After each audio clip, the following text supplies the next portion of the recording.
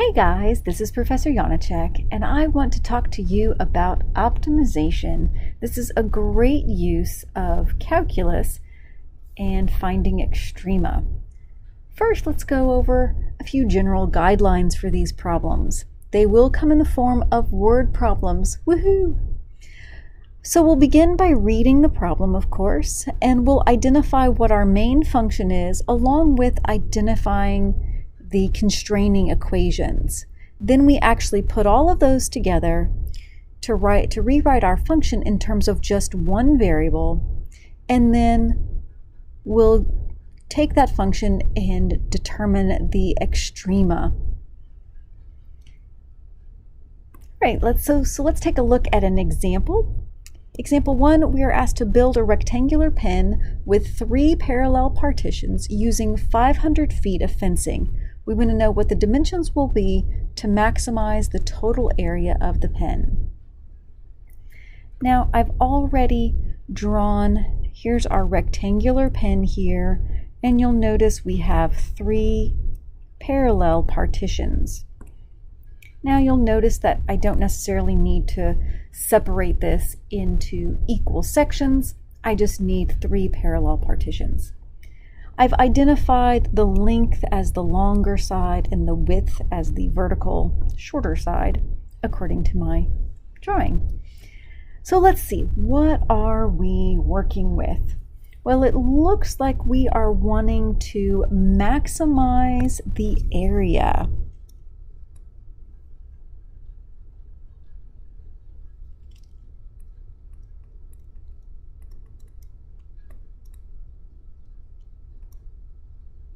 So we want to write an equation for the area. Well, the area of a rectangle we know is length times width. So there's our main function. Now some constraining functions. Well, looking at this, we know that we do have 500 feet. That's going to be the amount of fencing we have. And if we look at all of the bits that we have here, I have 2 lengths, but we have actually 1, 2, 3, 4, 5 widths. So our constraint is that 5 widths plus 2 of the lengths must total to 500 feet. Well, we can solve this, and you could solve for either L or W. I'll go ahead and solve for L. L is equal to negative 5 halves W plus 250. Take your time, make sure you're okay with that, with solving for L there. All right, now we're going to substitute this in. So A is equal to negative 5 halves W plus 250 times W, which of course we can rewrite, distribute that W, we get negative 5 halves W squared plus 250W. So there we go. We are now in step 3 of our process where we've read the problem, we wrote the function for area, we wrote our constraint, in this case we only had 1, and then we used that constraint to rewrite our function in terms of 1 variable. And now all we have to do is, in this case, find the maximum. All right, well, we will go ahead and use the first derivative test, which means we should start by taking the first derivative of this. A prime is negative 5W plus 250.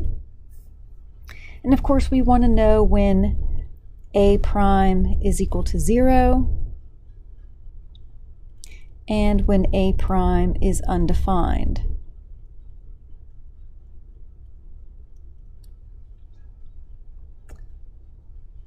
Well, looking at what A prime is, it is 0 when negative 5W plus 250 is equal to 0, but it is never undefined.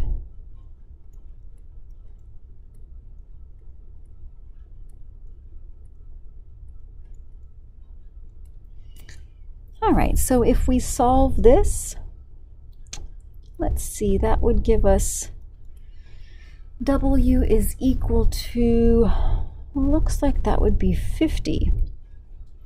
So our only critical number here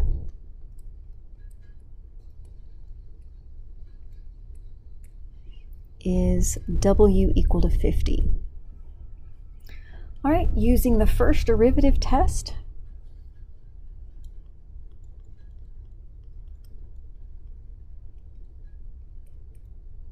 by the way, there is a second derivative test that you could use if you choose. And the second derivative here isn't all that difficult to find. All right, so the first derivative test says we'll pick for W equal to 50, we'll pick something to the left. Oh, let's take 40 and something to the right. Let's pick, no, how about 60?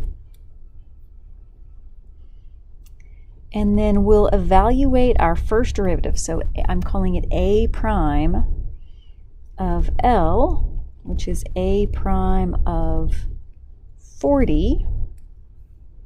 So notice we're putting putting this 40 into A prime. Make sure you're using the correct one. Put 40 into this one, and what do we get? Well, I think we get a negative, let's see, oh, we get a positive 40, yeah, positive 50, which is greater than 0. So that means it is increasing on the left. On the right, we'll evaluate A prime at 60.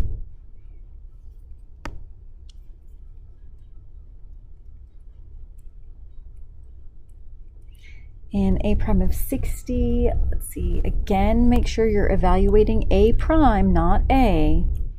Putting 60 in there, and that gives us, actually, that gives us a negative 50. So it's less than 0, which means it is decreasing on the right. So increasing on the left, decreasing on the right. Looks like we do indeed have a maximum here, which is good. Make sure you double check. I am looking for the maximum area, and I do have a maximum here. Perfect. So the maximum area occurs when W is equal to 50. Well, when W is equal to 50, what is L? Remember, L is, actually, we could put it up here. L is negative 5/2 times that W plus 250, which, let's see, do that, what do we get? I think that gives us 125. Therefore, the area is maximized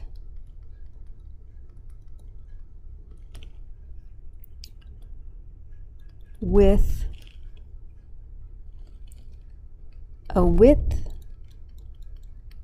of 50 feet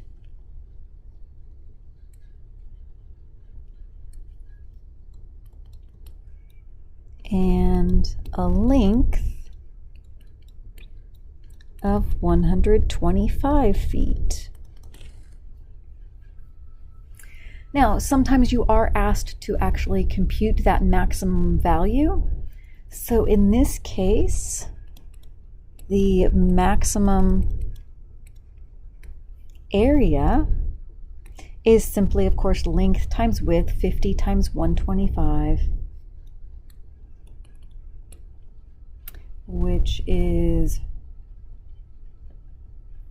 6,250, and that is square feet. Make sure you include that notation.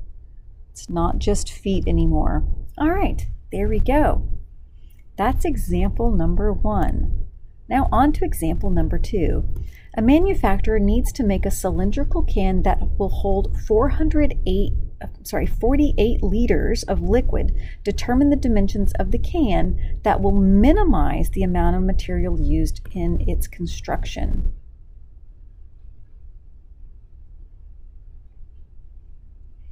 All right, so first off, we're looking at a cylindrical can. So I've drawn the image here. The only dimensions we have are the radius and the height. And of course, we are trying to minimize the amount of material. So what is that? That is the surface area.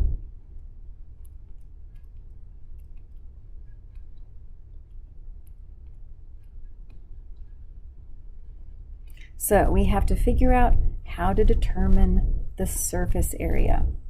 All right, so let us recall the surface area. The easiest way to find the surface area for this is to take a look at kind of this in pieces.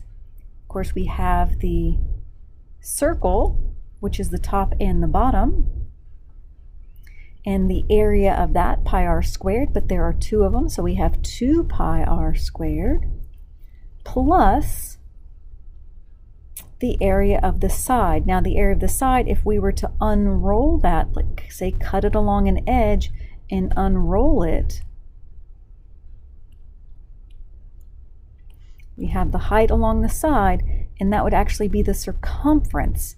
That would be its length. So that would end up looking like a rectangle where we multiply its height, the height of the can times the circumference of the can. That would give us the area of the side. So what to do now? Well, we have a few things. First off, one constraint is for the circumference, which we know is 2 pi r. The other constraint is that this must hold 48 liters. Well, what is that? What kind of measurement is 48 liters? Well, that is our volume. The volume is 48 liters. We do need to be careful with that. That is in liters. And we are looking for dimensions of a can. We cannot put a radius or a height in liters. We need something to measure a length with. So we have to remember that liters can be rewritten in cubic centimeters. So thinking in this in terms of centimeters, this is, well, let's see, move that decimal over, we get 48,000 cubic centimeters. This will allow us to determine the radius and the height in centimeters. Our volume is in centimeters cubed, so that therefore the dimensions must be in just centimeters.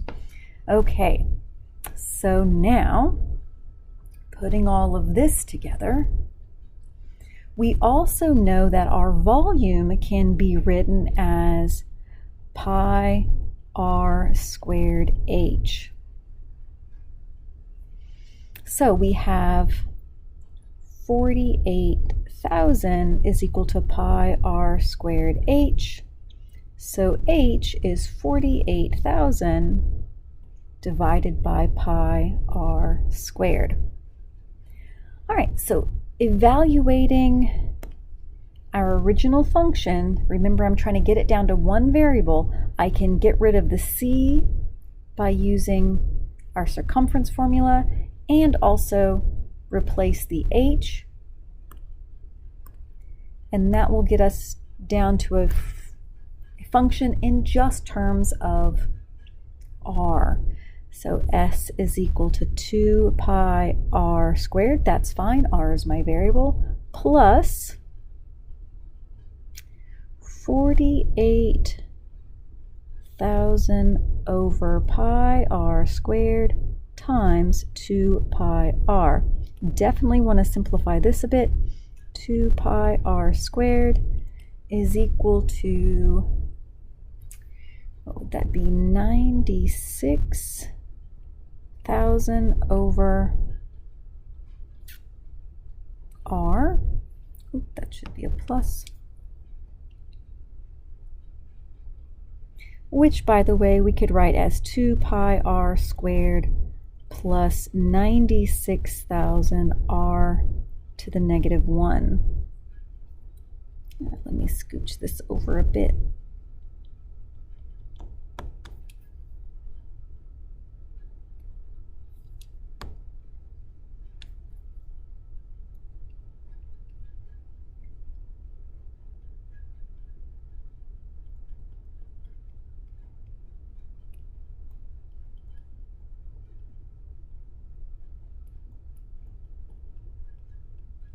Okay, so now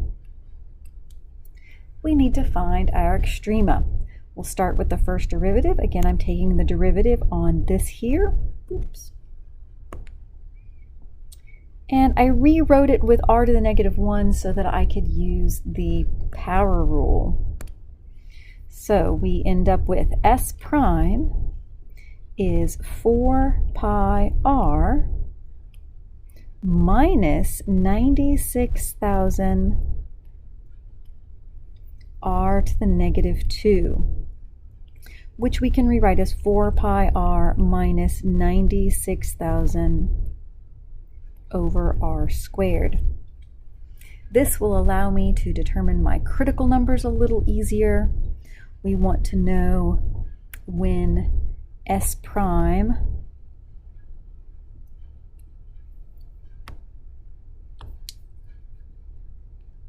is equal to 0 and when s prime is undefined. Well, it is equal to 0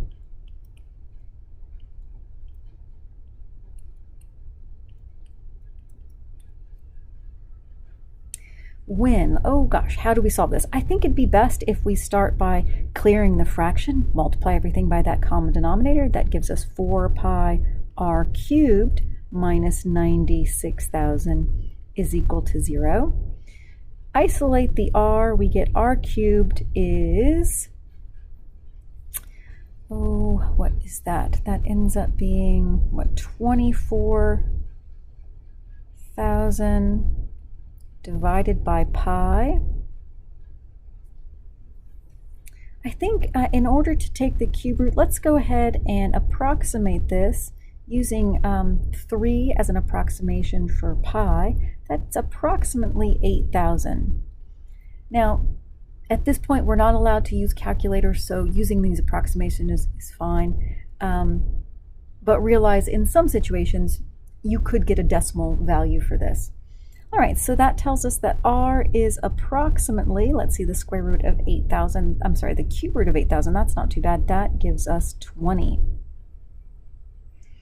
All right, what about when s prime is undefined? Well, looking at s prime, again, here is s prime. It's only undefined when its denominator is equal to 0, so this is, or the denominator of one of its terms is equal to 0, so when r squared is equal to 0, meaning when r is equal to 0. All right, well, that's not so bad. But now we do need to test these. Now, you might say r equal to 0, having a radius of 0 doesn't really make any sense, so don't even need to test that, and you wouldn't necessarily have to, but I'm going to go ahead and test it just so you can see how it'll tell us what's working and what's not working in this case. So we know that our critical numbers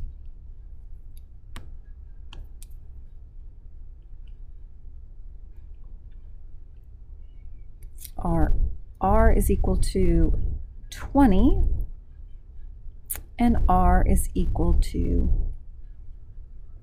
0. So again, that's r is approximately 20 and r is equal to 0. So picking our values to the left, oh gosh, what could we use to the left? How about, actually, you know what, I'm going to do these in order from smallest to largest. Let's back up here a sec. Nice thing to have something erasable. Let's go with 0 first and 20 second. Again, I just prefer to work from smallest to largest so I can kind of work with the numbers in between as well. It makes choosing L and R much easier. So to the left, I'll pick -1, and to the right, I'll pick +1. So S prime of -1 to the left. Notice again, I'm evaluating S prime, right? That's where I'm putting my -1. And oh, that's pretty simple. If I put a -1 in there, again, I'm not worried about the value of this. I'm really just worried about, is it a positive or is it a negative? And it turns out putting a negative in here actually gives us a negative. I said we're going to pick a 1 there. So to the left, it is decreasing.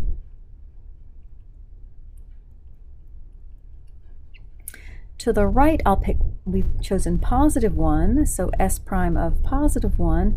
Again, make sure you're putting this into the right place, evaluating S prime at R equal to 1. Again, I don't need to, I'm not really concerned with whether this is a, what value this is. I just need to know if it's positive or negative. So it looks like this one is also a negative. So it's also decreasing to the right. Decreasing to the left, decreasing to the right. Looks like there is no extrema.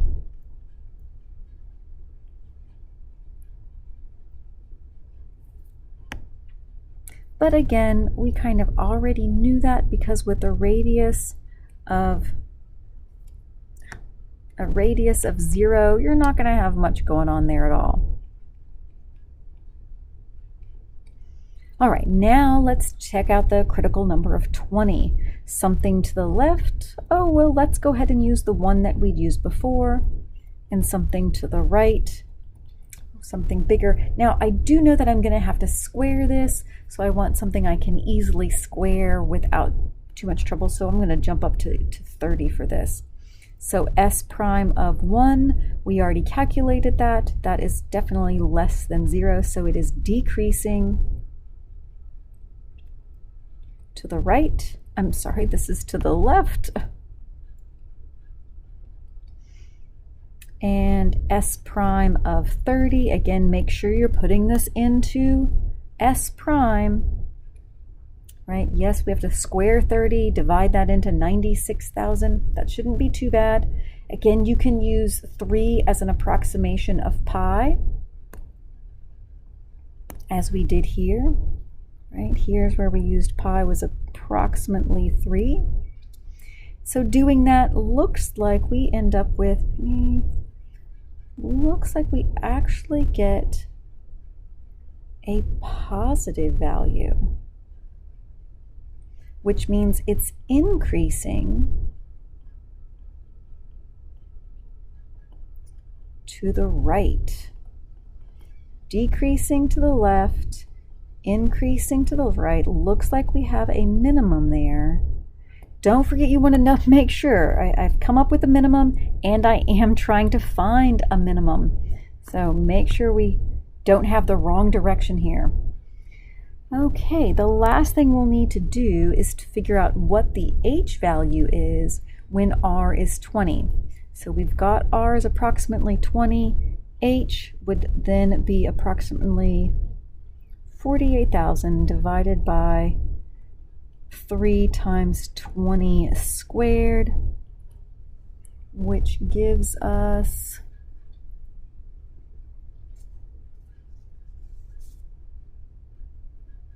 let's see, what is that? 12. I think that gives us 40. And there we go. The dimensions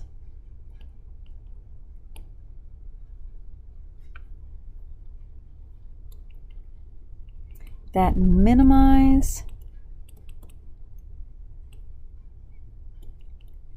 the amount of materials used. By the way, you'll notice that I am going back to the language of the problem itself.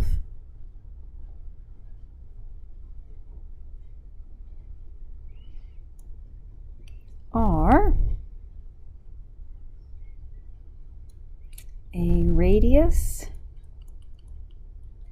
of 20, remember we're using centimeters, and a height of 40 centimeters. And remember, you could also include in this what that volume would be. I'm sorry, what that surface area would be. But there we go. Enjoy.